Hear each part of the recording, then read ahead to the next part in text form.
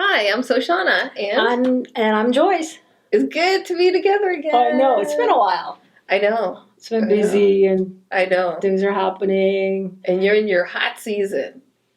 It's starting. Oh, it's starting. Okay. It's starting. Okay. So basically right now what we're doing is that we're going through like literally all our business owners' accounts and see if there's anything missing. Okay. This is a really good time to look at the contractor's information. Mm-hmm. If you're a business owner, you hire contractors. Yeah. And so, we check all that out and make sure that we have right tax ID numbers. Mm-hmm. And also their like address and name and all that is correct. Okay. It's kind of interesting how it is. You know how people with different nationalities, Mm-hmm. their names are so confusing to others. Yeah. Like for us, Asians, like Chinese name is different from Korean names. Are they? Yeah, and then the Vietnamese names are so different. For example, like everybody has different names, but each country, for example, Mm-hmm. have very similar names. Okay. You know what I mean? So Right. if I'm a Korean, then I can actually tell, oh, okay, this must be first name. This Mm-hmm. must be last name. Mm-hmm. But if it is like Japanese or if it's Chinese or Vietnamese, I'm like, which one's the last name? Just to make sure that I have it correctly. Do they, like for example, is there a space in between names? Okay. Like for Spanish names, Mm-hmm. they have like two names, first Right. names, and then the two last names. Exactly. Right. Yeah. So which one do I write first? It's confusing. It is very confusing. It is confusing. And I think IRS is getting better in terms of like matching the names. Okay. So my clients actually have been receiving letters from the IRS saying, Oh, really? make sure that these names, you have it correct. Okay. For example, this is how you report it, your 1099. Mm-hmm. So this happens to a lot of Spanish names actually. Yeah. Because you put two different last names, right? Mm-hmm. When you actually get the social security number, Mm-hmm. they themselves don't even know how it's reported. Mm-hmm. So they would give us, if we see the social security card, then we'll ask them, we'll know for sure. Mm-hmm. Well, when we don't see it, they themselves, let's say, what are the common last names? Ramirez, and something else. Gonzalez, right? They themselves tell us Gonzalez is their last name. Mm-hmm. Okay, but that's not what they have. So then the IRS comes back, hey, we received this record that you filed for 1099, but that name doesn't match. Mm-hmm. There's no penalty or nothing like that. But this is the time that we go back to our clients, hey, this is what they say. What's the correct information? Right. Make sure that, you know what I mean? So as business owners like you, when you hire a contractor, and then you need to make sure that you have that information correct to avoid getting these letters, notifications from the IRS. Yeah. There are some companies who have a lot of contractors, and a lot of contractors, right? And then if the names don't match and that number is kind of big, then they will actually assess penalty. Oh, really? Yes. Oh, wow. So, this is the perfect time. So we work with our clients to make sure that our information is correct. Because January is the month that we issue W-2s and 1099s and all that, right? Yeah. So making me think I better get my stuff together. Yeah. So we want to make sure by December we have everybody's information correctly, so we can just boom get it done in January. Awesome. Right. Okay. Right. So that people can file their tax returns on time. And so that's what we're doing. And for businesses who are who either have a good amount of profit or losses, this is kind of like a good time to review. Okay. Or are you going to purchase anything? If you have to purchase anything, if your profit is pretty high, then you may want to purchase it. You don't want to wait till January. Okay, that makes sense. If you need that items. But there are cases like this too, for particularly retail stores or wholesalers. Okay. They're like, oh my God, do I have to buy like inventory? Because I don't want to pay tax. Oh, okay. Right? Yeah. And like beauty supplies and places like Gotcha. that. Okay. And my question is, do you need them? And there's this, cases like, I really don't need them, but I don't want to pay tax, right? The real answer is like, You know, when things are on sale, you think you're saving money, but you're actually not saving money, right? Because you're actually spending money to buy that. Right. Same thing. So inventory, yes. If you purchase inventory and then you sell the products out, then that'll impact your net profit. But if you just purchase the inventory and it's not going anywhere, it doesn't add any value to you. Oh, okay. So this is a perfect time to talk about it. If you have any questions, talk to your accountants, talk to your tax preparers, talk to your CPAs, right? Right. So we do that right now. And this is really, busy in terms of getting books ready per se. Yeah. Any questions? Were there any missing items? You know? So that way we try not to extend tax filings as much as we can. Okay. Right? So this is the time to do it. Oh, that's good. That's good. Yeah. I was thinking, Joyce, I'm like, I know we always talk about like our business and our work and all that stuff. And, I feel like most of the time, like we connect good with our clients and everything, and you have in general, like I feel, okay, so I believe that things happen for a reason and that we connect with certain people for a reason, but sometimes we don't. No. And then we have people that come in and they're like not the right match as far as clients are concerned. Does that happen to you? Yeah, of course. I think it happens to every relationship, personal and business wise. You know what I mean? Yeah. And then the older you get, I think I guess one positive thing for getting old is that you become wiser. Yeah. And that you actually deal with that. Yeah, and you maybe speak up more. Exactly. Because before, when I was younger, I wouldn't speak up. I would just people would say, oh God, you want to say something, but you don't. Because you don't know how to break it. And you really don't want to have this uncomfortable conversations. Right. But I think the older you get, you become it's better to have it. Because you can't go on like this. Right. It's not benefiting anybody, really. Right. So bringing up, there are a few things, like in my industry, is that sometimes we have to part our ways. Yeah. One thing that really has an impact, right, is that when people don't communicate. Yeah. For us, receiving documents, receiving answers as to why they're doing what they're doing, why they're spending what they're spending, and what it's for, and receiving that information on a timely basis is very important for us to do your books. Right, that makes sense. Right? Because we don't want to do everything once a year. Can you imagine the amount of work you have to do? So that's not how we work. We do it on a monthly basis. Okay. And if you choose not to respond for whatever reason, and you wait for the whole year, then can you imagine doing your books in January? January is the busiest time of the year for us, really, because we have to get all the W-2s out, 1099s out, the contractors, interest and dividends, all kinds of things happen. So we can't really do that.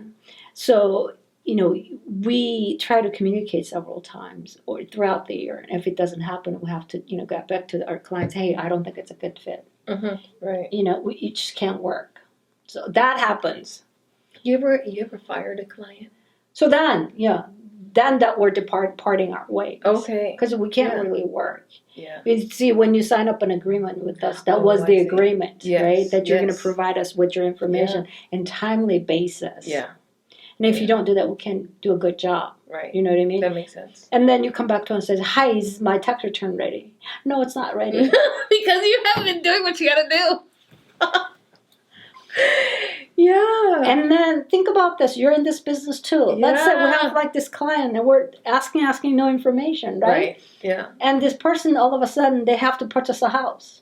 Yeah. Okay? They have to purchase a business. Yeah, that's hard. And then they ask us, you know what? I'm purchasing a house. Get me financial statements for my company. And I need it ASAP. Now. Right now. Right.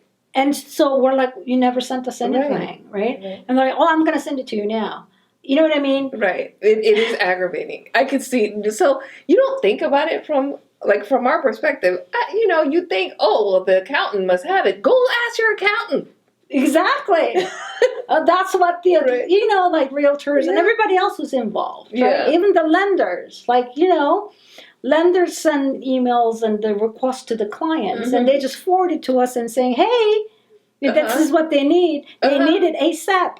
Right, exactly. Yesterday. Yeah, and I get it. But you know what? But this client didn't provide the information to me, so that how am I supposed to give him that information? Another thing is that, you know, your personal finance is different from your business finance, right? Mm-hmm. And usually when you work with your accountants, you work with them for your business books, right? Not your personal. When you're trying to get some kind of loan, what do they ask for? Especially SBA loans and whatnot. Yeah. They want your business financials and also personal financials. They're like, forward all that, take care of this. We don't know your personal financials. You know what I mean? Yeah. And so everybody just assumes that because you have everything. Yeah. And lenders as well. Because we take care of your business, that doesn't mean we know everything about your finance, personal finance.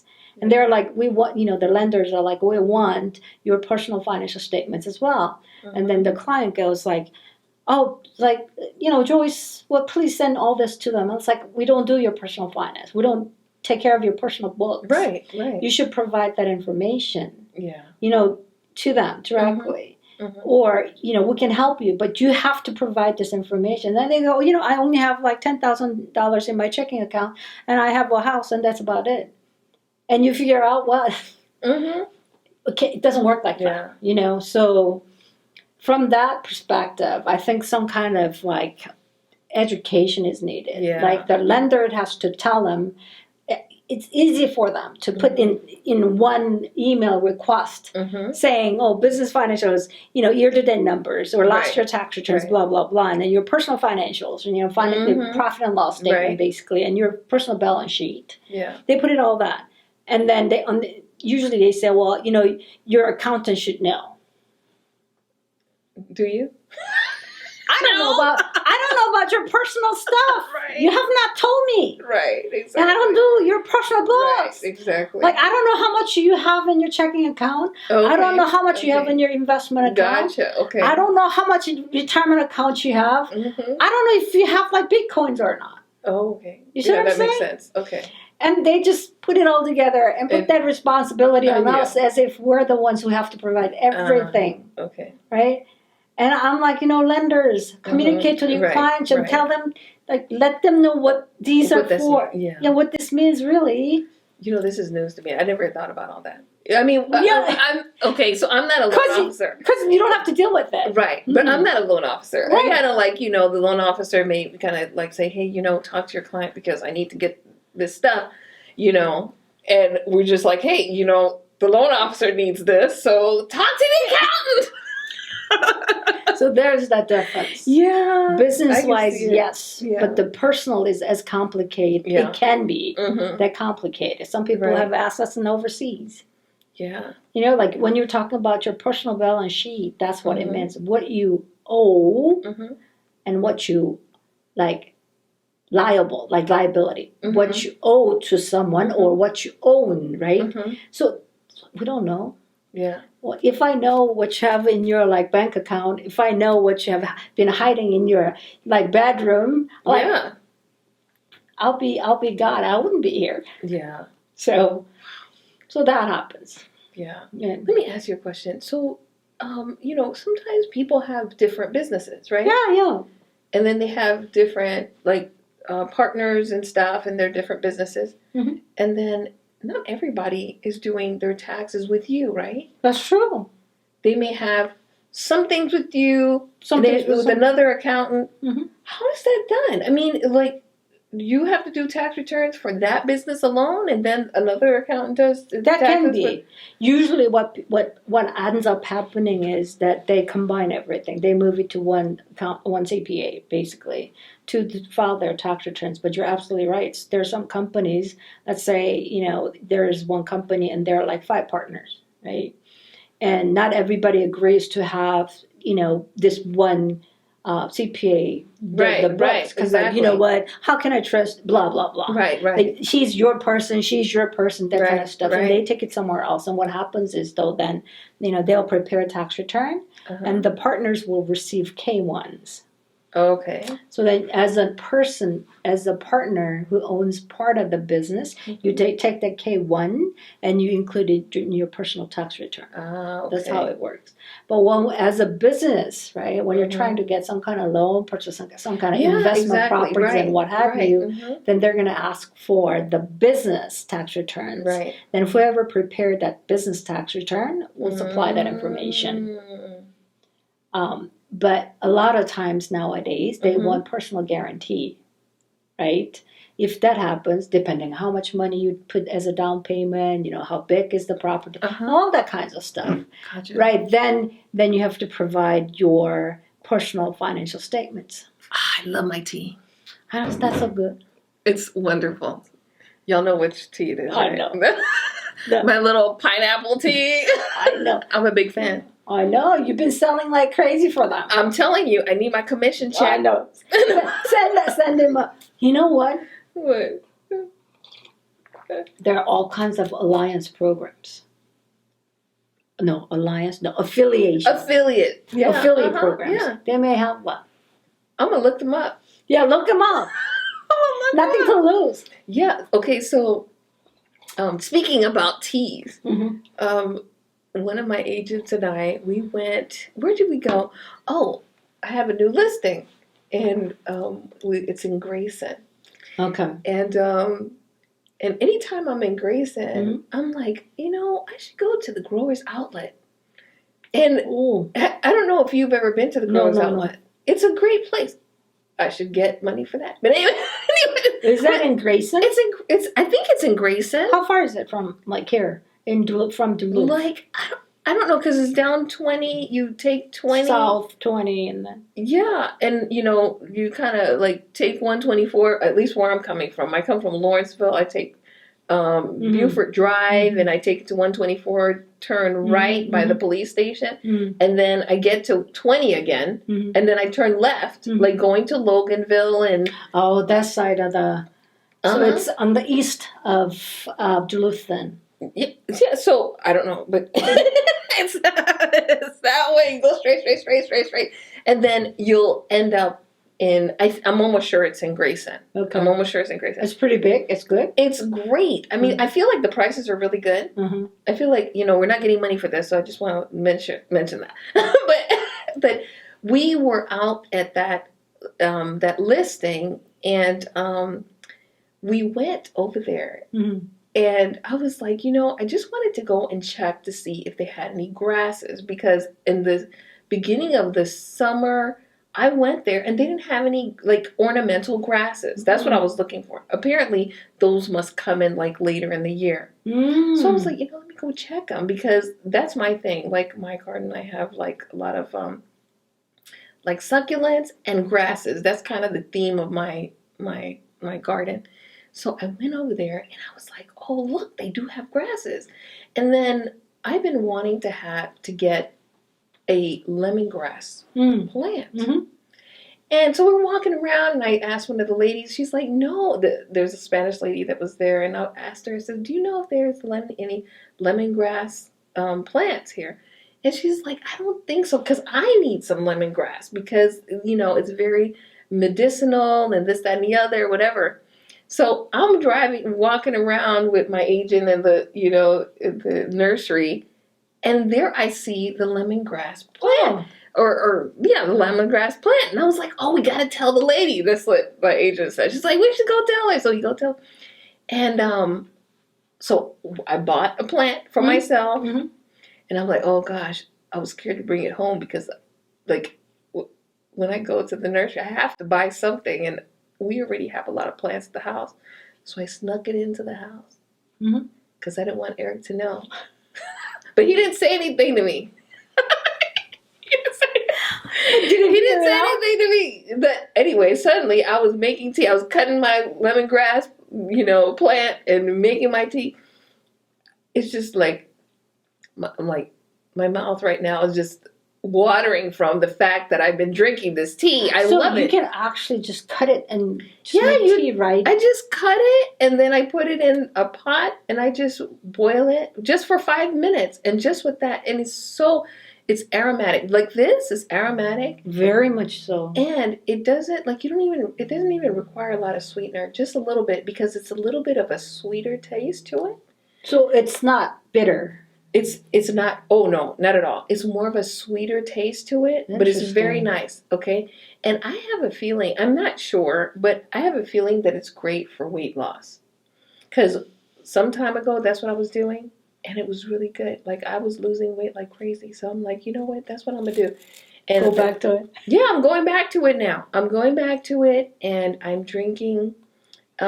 like, I have my big bottle of water that I'm supposed to drink or whatever, so I've been drinking that, and it's easier for me. I'm not a big fan of drinking water, but I try to drink the water. So tea helps. If you make a tea, then you can drink. Okay, yeah. Cool. So it's helping me, So, like, now I have this one, and I've got my lemongrass tea that I'm making. Good for you. It's very aromatic, though. It's really, really good. Yeah. Really good. So you should try. Maybe I'll bring you some of my Let me see. Okay. I may want to grow it, too. Okay, so let me see what I can do. Let me see if I can get some. Okay, and I'll hook you up. I will hook you up with some lemongrass. I know. I'm really good at growing these things now. Like, I almost want to say I became so, like, proud of myself when the little plant thingy that you gave me is like growing. Yes. Like, it's growing like so beautifully. The color is like so green. Okay. It's almost like you saw. Yes. It's shining. Yes. Okay. Yes. So I'm gonna tell you about that plant. Yeah. It's I'm not sure. I think it's called a Swedish ivy plant. I think that's what it's called. But I'll get a confirmation. Okay. Maybe Eric can look that up to see if that's what it is. Swedish ivy, I think what it is. Anyways, whenever I was growing up in Mexico, my mom had 3 of those plants. And then my mom and my dad, they were in dental school at the time. And then I would be at home and I would take care. That was part of my responsibility. Is I would take care of the plants. And we had like a big picture window, and she had my dad put some of those like hanging plants. So he had them installed. So he had 5 different plants. So she had 3 of those, and then she had 2 of the spider plants. So I learned about propagating plants, and I would trim them, I'd cut them and put them in water. And then they survive. And then they would grow their roots, and then I would put them back in there. So with this one, though, is that indoor plant, though? Can I put it outside? Actually, you can put it outside. You can put it outside, but I don't think that one's more like a shade. So you want to put it in a shaded place, because I have... like during the summertime under our front porch, I have like a tier of them, like 3 of them, and they've done really great, but they don't get direct sunlight. Oh, I can put it on my porch then too. Yeah. I'm going to try that. But you have to bring it in the wintertime because it's too cold. Yeah, so whenever it got cold, last few days, I was like, Eric, we got to get those plants put in. So we went, got them in, and so... Now I've got a house full of plants inside, a garage full of plants, which is okay. It's just all good, And, but yeah. And so I took care of those plants for my mom.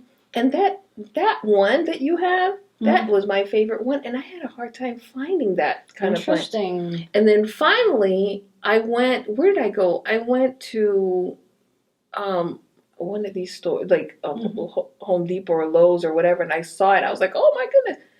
I bought 3 of them. So how's your, like, I know you had the pot, like, with your company name on. Oh yeah, so you buy them and you put them in the pot that you ordered? So this is what I did. I actually gifted some of those to my clients last year. Okay, and then one of the plants I brought for you, I gave you. And I saw it today. I was like, what? That's the plant? Because, when I gave it to you, it was a little plant. Yeah, it's like really small. Now it's huge. It's huge. So, You're doing such a good job. It loves that window. It's so pretty. Yeah. It just calms my soul, really. Oh, yeah. So, I need to have a contest. I'm going to have like a contest. I'm going to win it. I'm sure I'm going to win it. I'm going to ask my clients and see, those people that got the plant that we gave them. What did you do with them? I want to see pictures. Yes. I want to see pictures, and then I'm going to have like a contest and see. I'll have or some you're kind gonna of ask special the pictures prize. like from your company Facebook? Is that where you're gonna ask people to put them? Yeah, on? I'll probably do that. Yeah. Okay. Yeah. I'm gonna do that. Yeah. I'm almost sure that I've done the best job ever. Oh yeah, because you know what? Somebody else sent me a picture of their plant, so maybe it's between you and her name is Sammy. Okay. I'm gonna check on Sammy's plant. Okay. Let me know. I will let you know. But anyways, so teas are good. Mm-hmm. Teas are really good. I think, literally drinking is good. It is. Well, it helps. It does. And I don't know. I'm trying to stay away from coffee. Mm. The time is up. Yeah, time is almost up. But we're gonna finish talking about what we're talking about. Anyway, but I'm trying to stay a little bit away from coffee. So I've been drinking tea. That's why I'm doing these teas. So if there's anybody that wants to recommend another like flavorful tea, I would love to hear what you recommend, what you're drinking. Yeah, exactly. You know what we should do? What? Okay, I know we've been drinking teas. Uh-huh. But we should next time or sometime, we should have some wine. I have a bunch of wine in my basement. I can bring some. Oh, do you? Do you care for, do you prefer red over white, or does it matter? I do prefer like a white wine. White wine, okay. I do prefer white wine. I'll drink the red. I'm going to bring the meat first, and then, so you can taste it. Oh, yes. So tell me, okay, I think you need to tell people about what. Yeah, meat is a drink you make with honey. So it takes a while. So my son made all this, so I don't know exactly, but like you put honey and you put yeast and you put water and then you let it, whatever it does, and ferment or something? Ferment, and it's like it takes a few weeks. And then he measures and he calculates the alcohol content. And it's so confusing to me. But I mean, he loves to do it. So he made him. So I was like, he says like, take it to Eric and Soshana so they can give me some feedback. That's what they think of it. We would love to give some feedback. So I'll bring that in next time. So we'll share that and we'll talk about it. All right. Well, good deal. It was good being together once again. Yes. Soon we'll have some mead to taste and savor and give our feedback on. Right. So yeah, let's do that next week. Okay. Let's do it. All right. It's good seeing you, Joyce. I'm Soshana and I'm Joyce. And we'll see you next time. Thanks for watching this week's video. If you have questions on anything we covered or you'd like to ask us, just leave it in the comments below. We love to hear what you have to say about what we talked about and what you want us to talk about. Please like us on Facebook, follow us on Instagram, and subscribe to our channel. See you next time.